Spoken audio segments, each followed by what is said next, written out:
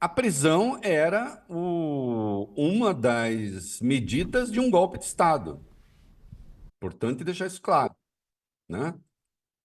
Então, inicialmente, só para lembrar, era Alexandre, Gilmar Mendes e Rodrigo Pacheco. Depois ele teria dito, não, tira esses dois. Ele fez alterações ali. O próprio Mauro Cid conversa com o general Freire Gomes sobre essas alterações, numa mensagem no dia 9 de dezembro, né? É, no dia 7 de dezembro, e dia 9 de dezembro, depois tem reunião com os comandantes das Forças Armadas e tal, é, em que se discutiu o golpe de Estado.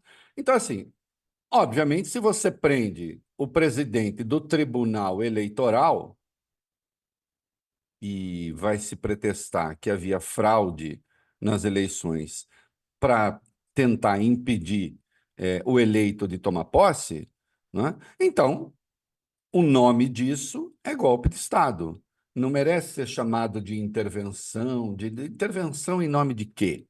Né? E aí há uma questão importante. O Mauro Cid, tudo indica, tem dito, tem afirmado que essa intervenção seria feita só na hipótese de se evidenciar fraude. Ou está tentando enganar os investigadores, ou realmente esse era o domínio que ele tinha da coisa, mas é evidente que isso é mentira. Isso é mentira, por exemplo, quando confronta com o depoimento do Freire Gomes. O Freire Gomes, ex-comandante do Exército, aliás, a gente precisa falar dele, porque o papel dele a cada dia vai ficando mais claro o que ele fez, né? E foi um bom papel. O Freire Gomes diz: não, não era isso.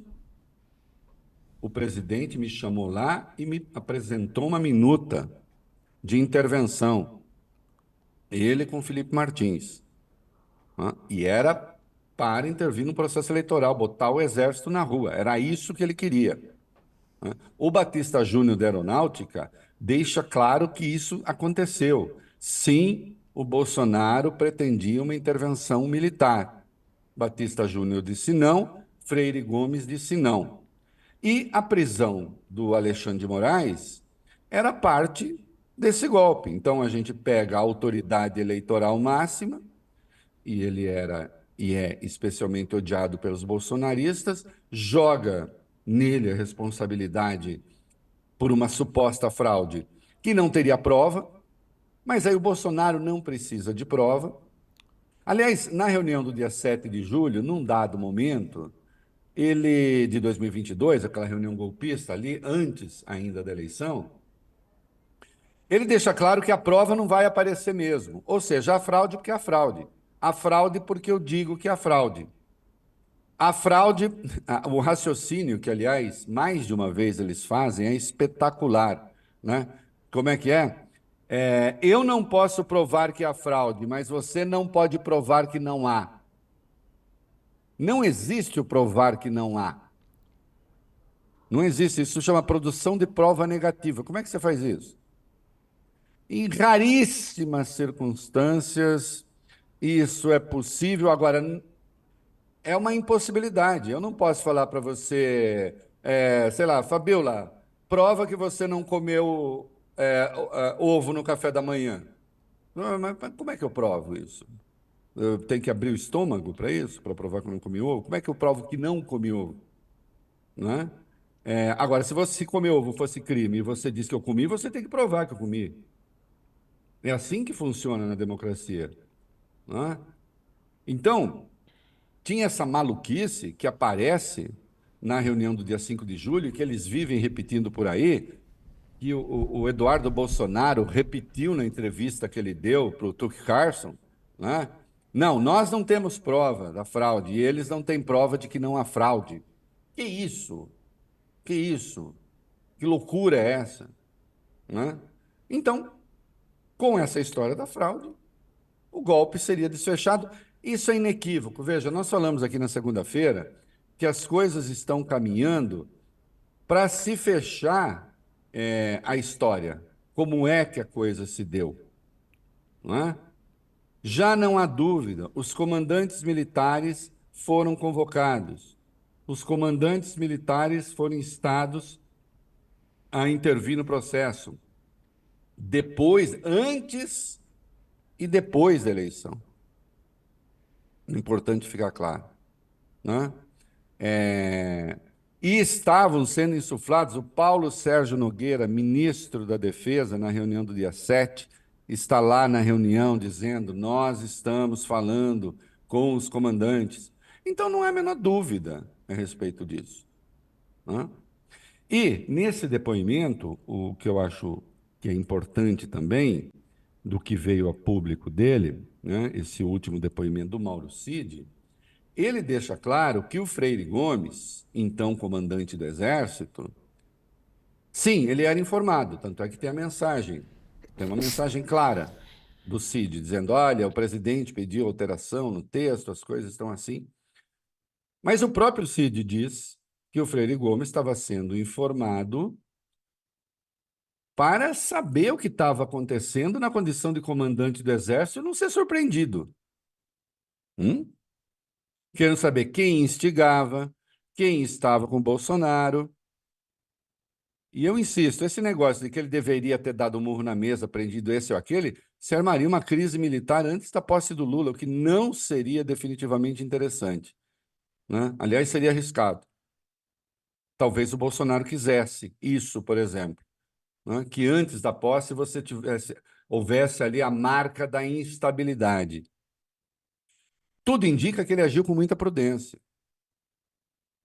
E isso não é só um juízo de valor, eu acho, porque depois tem o Braga Neto, esse sim, um entusiasta do golpe, o Braga Neto xingando o Freire Gomes, né? Dizendo que ele era cagão, xingando o Batista Júnior. Porque eles consideravam, e isso é importante, eles consideravam que, na verdade, havia ali uma grei, que eles eram todos da mesma turma. Que se você. Tem mais uma coisa importante, a hora que se for reconstituir a história, né, dessa tentativa de golpe. Bom, primeira coisa, o Bolsonaro passou sendo golpista há 4 anos. Eu insisto que nos dois discursos de posse dele, você já tinha ali laivos de golpismo. Nos dois. Ele já faz um discurso insinuando que é preciso que as instituições têm de ser, de algum modo, superadas, né? E ele passa a atuar desse modo durante 4 anos de mandato. Mas tem um marco, que é março de 2021, 29 de março de 2021, quando ele demite o general Fernando Azevedo e Silva do Ministério da Defesa. O que é que ele queria ali? O que é que ele cobrou do Fernando Azevedo e Silva? Ele cobrou que o Fernando Azevedo e Silva usasse as Forças Armadas para intimidar o Supremo no caso das medidas restritivas ainda que diziam respeito à Covid, né? Ele queria as Forças Armadas dizendo ao Supremo que o Supremo não tinha poder para tomar as decisões que tomava e evocar o artigo 142. Isto é, há um conflito entre poderes e, portanto, as Forças Armadas entram para dirimir o conflito entre poderes. Nessa leitura porca, vergonhosa, é, absurda do artigo 142 da Constituição, né? Infelizmente endossada por alguns que se querem juristas, mas que, como juristas, são apenas militantes de extrema direita, né? Evidentemente, os militares não têm esse poder, mas ele queria. E aí, então, ele demite o Fernando Azevedo e Silva, e junto com o Fernando Azevedo e Silva, saem o comandante do Exército, Edson Leal Pujol. Lembra o Pujol, Fabiola, aquele que o Bolsonaro foi dar a mão cheia de alegria para ele numa solenidade no meio da Covid, ele deu o cotovelo? O É. Bolsonaro? É Uhum. verdade. Ele odiava o Pujol. Ele odiava o Pujol, porque o Pujol sempre foi considerado um militar profissional e fez um plano de combate à Covid para o Exército, dentro do Exército, né?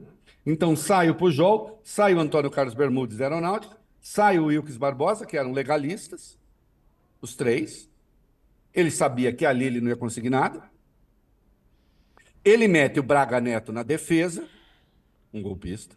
Olha só, estou falando de 2021. E nomeia os três novos comandantes militares.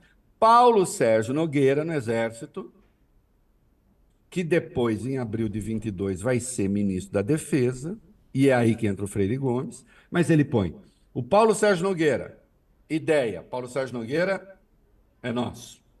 Põe o Batista Júnior na aeronáutica, é nosso. E ele, de fato, era simpático ao bolsonarismo, se manifestou em Twitter, uma vez eu dei um esporro nele por causa disso. Esporro quer dizer, dei uma bronca acerba, né?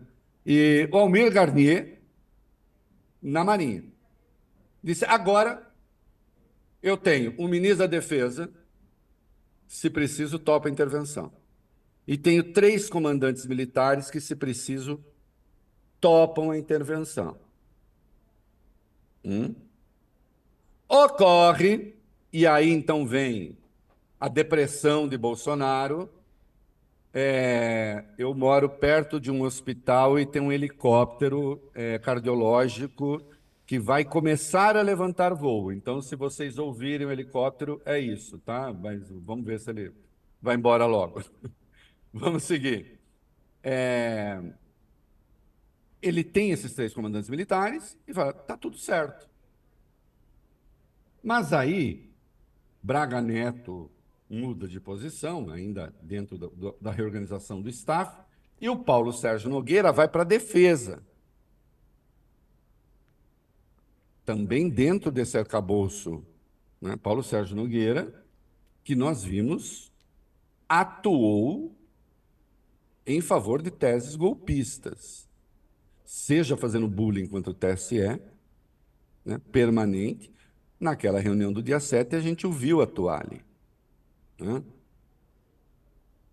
Sai o Paulo Sérgio Nogueira, eles colocam o Freire Gomes, na certeza de que estavam colocando alguém que, se preciso, topa a intervenção. E aí diziam, Batista Júnior, nós sabemos, se preciso, topa, e o Garnier, idem. Só que a hora da onça beber água, na hora do vamos ver, o único que topou foi o Garnier. O Freire Gomes, não. O Batista Júnior, não. Só o Garnier topou. E não existe golpe possível no Brasil, porque a presidente tem golpe toda hora, alguns, né, na história. Mas não existe golpe possível no Brasil sem exército, entende? Que é a força que realmente tem poder de intervenção nacional, né? E que tem homens para isso, né? Que tem tropa para isso. Aí o Freire Gomes disse não. E aí o Bolsonaro se fecha, abúlico, lá no Palácio, ainda sonhando com alguma forma de virada de mesa. Né?